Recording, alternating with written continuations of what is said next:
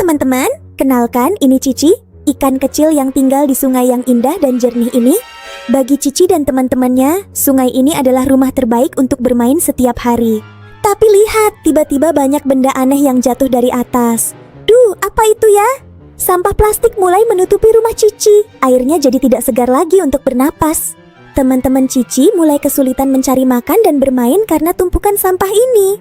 Aduh, kasihan Cici. Membuang sampah di sungai sangat berbahaya bagi mereka yang tinggal di sini.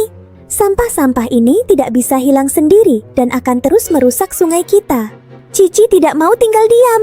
Ia berenang ke tepi sungai untuk meminta bantuan. Di sana, Cici melihat teman-teman manusia yang belum sadar akan bahayanya sampah. Cici mencoba memberitahu mereka. Untungnya, anak-anak itu sadar dan mulai mengambil kembali sampahnya.